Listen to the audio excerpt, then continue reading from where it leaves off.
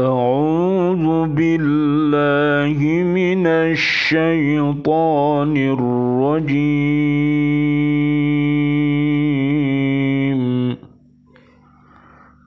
بسم الله الرحمن الرحيم.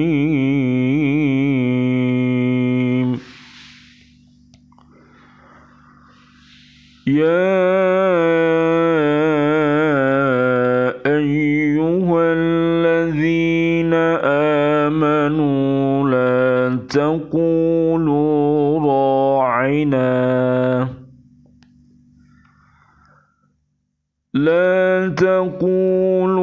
راعنا وقولوا انظرنا واسمعوا وللكافرين عذاب أليم.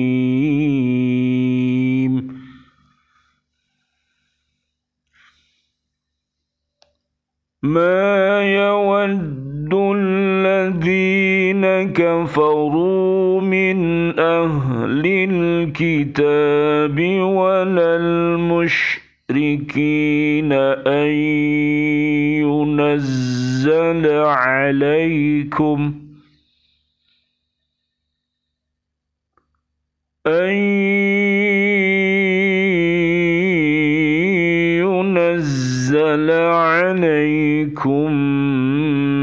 من خير من ربكم والله يختص برحمته من يشاء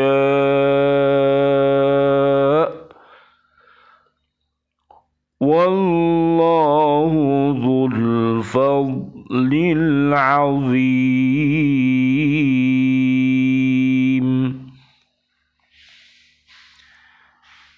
Wahai orang-orang yang beriman, janganlah kamu katakan ro'ina, tetapi katakanlah unzurna, dan dengarkanlah, dan orang-orang kafir akan mendapat azab yang pedih. Orang-orang yang kafir dari ahli kitab dan orang-orang musyrik tidak menginginkan diturunkannya kepadamu suatu kebaikan dari Tuhanmu, tetapi secara khusus Allah memberikan rahmatnya kepada orang yang Dia kehendaki, dan Allah pemilik karunia yang besar. Marilah kita berdoa kepada Allah. Kita masih dalam suasana di bulan suci Ramadan. Mudah-mudahan rahmat Allah, ampunan Allah, dan Allah akan membebaskan kita dari api neraka. Mudah-mudahan diri kita mendapatkannya, keluarga besar kita, dan kaum muslimin, muslimat, mukminin, mukminat yang berada di bumi ini mendapatkannya. Amin amin ya robbal alamin. Allahumma sallimna li Ramadan wasallim Ramadana lana wasallimhu minna mutaqabbala. Ya Allah, berilah keselamatan kepada kami untuk menjalani Ramadan ini, dan berilah kesejahteraan Ramadan untuk kami, dan terimalah ibadah Ramadan dari kami. Rabbana taqabbal minna sholatana wa siyamana wa qiyamana wa ruku'ana wa sujudana wa tahlilana wa tasbihana wa tadarru'ana wa ta'abudana wa tamim taqsirona ya Allah ya Allah ya Allah ya arhamar rahimin. Amin amin ya rabbal alamin. Marilah kita perdalam surat Al-Baqarah ayat 104 dan 105 itu ya. Ayat 104-nya dari surat Al-Baqarah, para sahabat Nabi dilarang mengucapkan kata-kata ro'ina yang biasa mereka ucapkan kepada Nabi, yang kemudian ditiru oleh orang-orang Yahudi dengan mengubah bunyinya sehingga menimbulkan pengertian yang buruk guna mengejek Nabi. Ya, coba perhatikan. Seorang nabi adalah insan pilihan Allah yang ada di muka bumi. Beliau adalah orang yang berakhlak mulia. Beliau adalah para gurunya iman dan takwa. Kita bisa kenal Islam, kita kenal iman, kenal ihsan, semua berasal dari bimbingan seorang nabi. Maka apabila ada seseorang yang menghina nabi, pada hakikatnya mereka adalah orang-orang yang jahiliyah, orang yang bodoh, ya. Jadi harus banyak-banyak membaca dan harus banyak-banyak belajar, ya, membaca kisah-kisah para nabi dan rasul dari nomor 1 sampai nomor 25, yaitu Nabi Adam alaihissalam sampai kisah-kisahnya Nabi Muhammad Sallallahu alaihi wasallam. Apabila mereka tidak mau membaca, tidak mau membuka pikirannya, maka pasti dan pasti dia akan tetap menolak kebenaran ini. Diberi peringatan ataupun tidak diberi peringatan, mereka tetap sama, yaitu tidak mau beriman kepada Allah Subhanahu wa ta'ala. Mari kita doakan para umat yang masih hatinya tertutup, sehingga mudah-mudahan akan mendapatkan hidayah dari Allah Subhanahu wa ta'ala, bisa mengucapkan 2 kalimat syahadat, asyhadu alla ilaha illallah wa asyhadu anna Muhammadar Rasulullah. Dan umat yang hatinya sakit, mudah-mudahan Allah Subhanahu wa ta'ala memberikan hidayah dengan taubatan nasuha, dan mudah-mudahan hati kita tetap dalam keadaan sehat sehingga kita mudah untuk memahami firman Allah Subhanahu wa ta'ala. Ro'ina seperti yang ada di ayat 104 Al-Baqarah ini, seperti diterangkan di atas, artinya perhatikanlah kami. Tetapi orang Yahudi mengubah ucapannya sehingga yang mereka ucapkan maksud ialah ro'una, yang artinya bodoh sekali. Sebagai ejekan, kepada Rasulullah Muhammad sallallahu alaihi wasallam. Itulah sebabnya Allah menyuruh para sahabat-sahabat Nabi menukar ro'ina dengan undurna yang sama artinya dengan ro'ina. Allah mengajarkan kepada orang-orang mukmin untuk mengatakan undurna yang mengandung maksud harapan kepada Rasulullah Shallallahu Alaihi Wasallam agar dapat memperhatikan keadaan para sahabat-sahabat Nabi Shallallahu Alaihi Wasallam.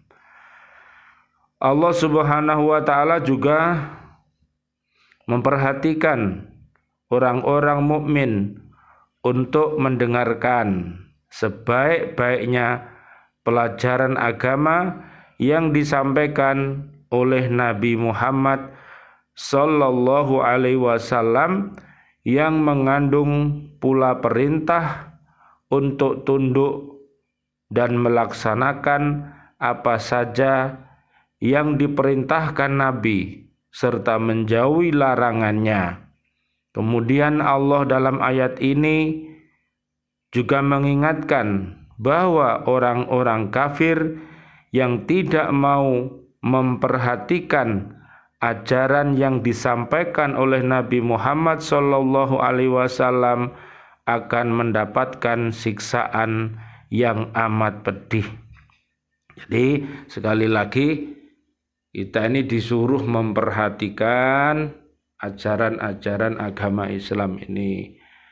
Suruh memperhatikan, makanya di surat Al-A'raf ayat 204 Allah mengajarkan apabila disampaikan Al-Quran, diperdengarkan Al-Quran, sedang dikaji Al-Quran, maka kita disuruh diam dan dengar.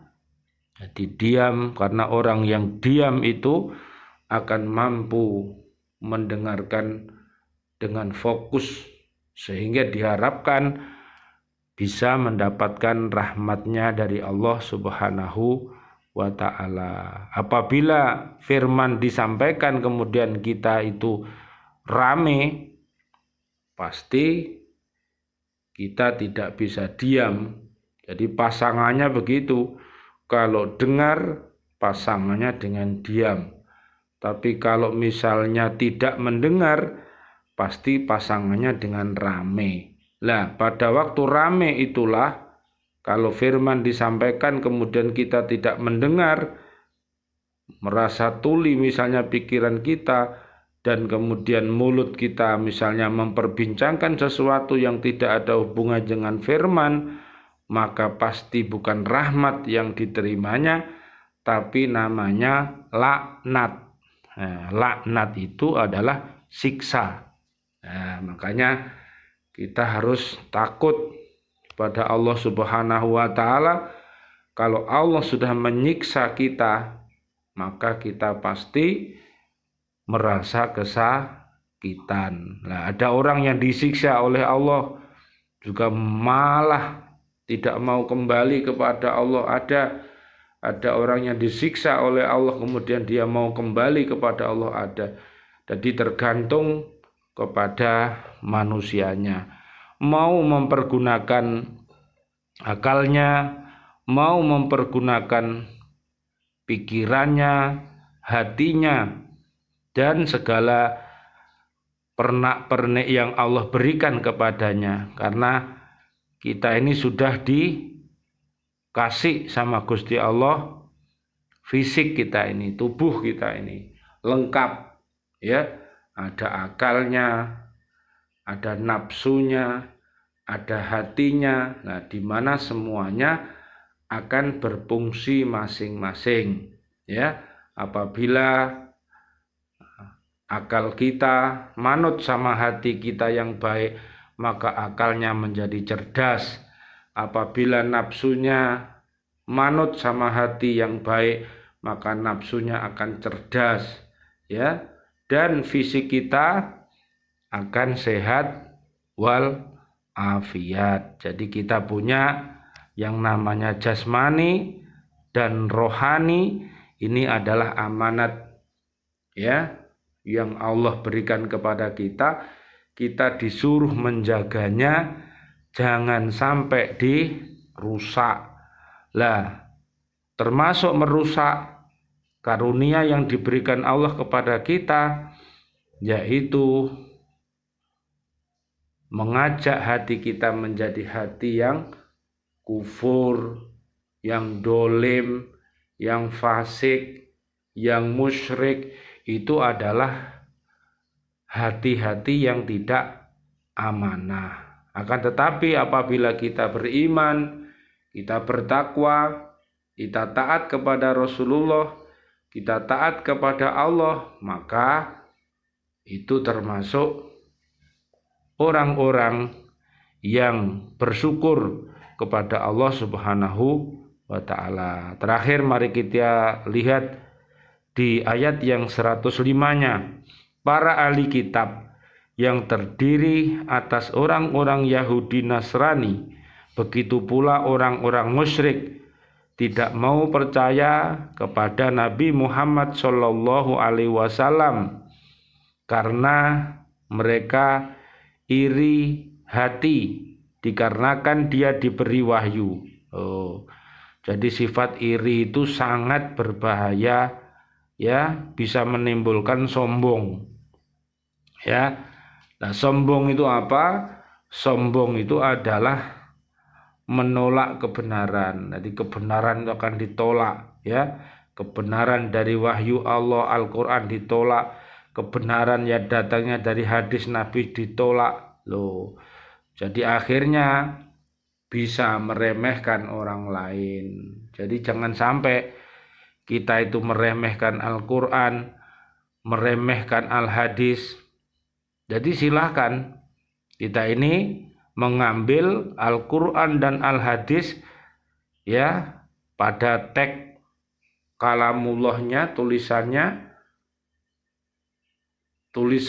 Al-Qur'an ada dalam Al-Qur'an, hadis juga ada dalam tulisan hadis-hadis itu. Dan kita bisa menerimanya mungkin pada waktu Al-Qur'an atau As-Sunnah itu disampaikan oleh para ustadz, para kiai, para habaib, semuanya ya.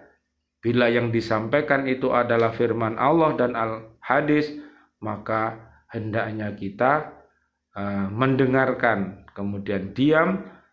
Moga-moga kita mendapatkan rahmat dari Allah Subhanahu wa ta'ala. Tidak seperti orang-orang yang iri hati tadi, ya. Akhirnya dia membenci Allah, membenci Nabi Muhammad, membenci para sahabat-sahabat Nabi dan lain sebagainya. Ini adalah suatu perbuatan yang jelek yang perlu kita hindari. Mereka sedikit pun tidak mau mengakui bahwa Al-Qur'an, kitab yang paling banyak mengandung kebaikan dan penuh dengan hidayah. Dengan Al-Qur'an itulah Allah menghimpun dan menyatukan umat. Nah, kalau umat itu mau masuk dengan arti mau berpegang teguh, jadi berpegang teguhnya itu kok Al-Qur'an itu dicekeli ya ngono. Hadis dicekeli ya ngono. Hadis ditumpuk di lemari begitu tidak. Jadi berpegang teguh ya, mau dihimpun ya harus mau masuk ya dia. Masuk ke dalam Al-Qur'an, masuk ke dalam hadis dengan cara membacanya, memahaminya, mengamalkannya, dan mendakwahkannya.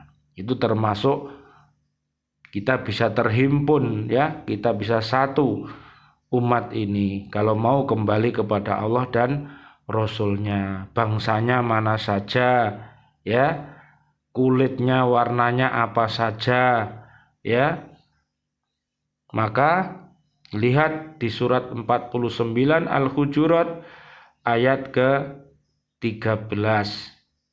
Berbangsa-bangsa, bersuku-suku, agar mereka saling kenal mengenal antara satu dengan yang lain. Jadi kalau kita tidak kenal, maka kita ta'aruf, kita harus kenalan supaya kita bisa kasih sayang. Dan Allah menyampaikan yang paling mulia adalah orang-orang yang paling beriman dan takwa kepada Allah, bangsanya mana saja, ya, yang penting dia beriman dan bertakwa kepada Allah Subhanahu wa ta'ala. Jadi dengan Al-Quran itulah Allah Subhanahu wa ta'ala menghimpun dan menyatukan umat serta melenyapkan penyakit-penyakit syirik yang bersarang di hati mereka. Nah, jadi ada penyakit-penyakit di hati itu, ada nama penyakitnya kafir, ada nama penyakitnya munafik, ada namanya dolim, ada namanya fasik, ada syirik, dan semua penyakit-penyakit hati itu bisa disembuhkan apabila umat ini mau kembali kepada Al-Quran dan As-Sunnah. Juga memberikan beberapa prinsip, peraturan hidup, dan penghidupan mereka loh. Jadi kalau ya hati-hati umat ini, akal-akal umat ini senantiasa dicerai sama firman Allah dan sunnah Nabi Muhammad, maka akan hidup ya dan bisa memberikan penghidupan atau pencerahan kepada dirinya, kepada keluarga besarnya dan umat ini. Demikianlah halnya orang-orang musyrik setelah mereka melihat kenyataan bahwa makin lama Al-Quran makin tampak kebenarannya dan menjadi pendorong yang kuat bagi perjuangan kaum muslimin. Mereka pun berusaha sekuat tenaga untuk menguasai keadaan dan menghancurkan perjuangan umat Islam hingga lenyap sama sekali loh. Jadi program-program iblis itu seperti itu, gimana agar umat yang berada di jalan yang benar itu supaya bengkok, jadi dibengkokkan ya, dimasukkan ke jalan-jalan yang dimurkai Allah, dimasukkan ke jalan-jalan yang sesat, sehingga apa? Semakin banyak orang yang disesatkan sama iblis, maka akan semakin banyak temannya di dalam neraka. Jadi beda deh ya. Jadi para nabi dan para rasul itu beda. Kalau para nabi dan para rasul itu mengajak dan umatnya ini mengajak minad dulumati ilan nur, dari kegelapan menuju cahaya yang terang benderang. Tapi kalau setan, awalnya orang itu bercahaya, karena mengikuti setan maka menjadi gelap gulita. Kebalikannya dek.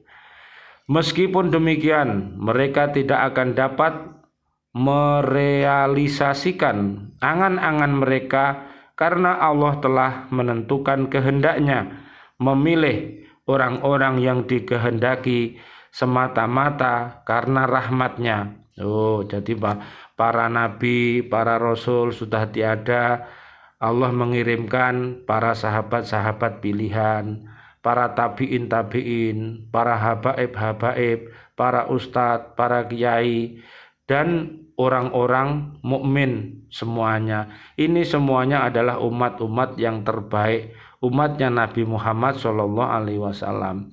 Ya, dia pulalah yang melimpahkan keutamaan bagi orang-orang yang dipilih untuk diberi ilmu kenabian.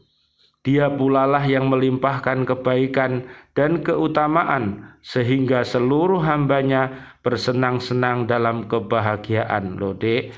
Jadi pada hakikatnya kalau sekarang ini para ustadz, para kiai, para habaib dimusuhi. Yang dimusuhi adalah Al-Quran dan As-Sunnah yang dibawanya. maka dia akan berhubungan langsung dengan Gusti Allah. Makanya kita harus hati-hati, dengarkan apa yang disampaikannya, perhatikan apa yang disampaikannya, jangan melihat siapa yang menyampaikannya. Kalau kita melihat yang menyampaikannya, nanti kita bisa pilih-pilih, ya. Walaupun ya dari mulut orang munafik, tapi yang disampaikan itu adalah sebuah kebenaran, maka ambillah, ya. Hikmah itu ambillah. Terakhir, maka tidak seharusnya lah apabila ada seorang hamba yang merasa dengki kepada seseorang yang telah diberi kebaikan dan keutamaan, karena saluran kebaikan dan keutamaan itu datangnya dari Allah semata loh, Dek. Jadi kalau sudah diaunillah, sudah ditolongi sama Allah, sudah biidnillah, diizini sama Allah, biridoillah, dengan ridhonya Allah, maka orang itu, umat itu pasti menjadi orang baik, ya Dek ya. Makanya hati-hati ya, ada orang itu buruk ya, kemudian dia bertaubat menjadi orang baik. Dan ada pula orang itu awalnya baik, tapi karena sombong, iri hati, akhirnya jadi orang buruk. Nah itulah makanya kita harus berdoa, ya muqallibal qulub, sabit qalbi ala dinik wa ala taatika. Jadi Allah yang membolak-balikkan hati, makanya kita harus berhati-hati minta tolong sama Gusti Allah agar selalu berada di jalan agama Islam dan selalu berada dalam ketaatan. Mudah-mudahan apa yang kita pelajari, apa yang kita baca, kita mampu minta kepada Allah agar bisa melakukannya dan mendakwahkannya, agar diri kita dan keluarga besar kita dan umat ini terbebas dari api neraka. Amin amin ya robbal alamin. Mudah-mudahan kajian kita di surat Al-Baqarah ayat 104 sampai 105 ini menjadi ilmu yang bermanfaat dan dibarengi hidayah Allah Subhanahu wa taala. Amin amin ya rabbal alamin. Rabbana taqabbal minna innaka antas samiul alim wa tub alaina innaka antat tawwabur rahim. Walhamdulillahi rabbil alamin. Wal afu minkum. Wassalamualaikum warahmatullahi wabarakatuh. Waalaikumsalam warahmatullahi wabarakatuh.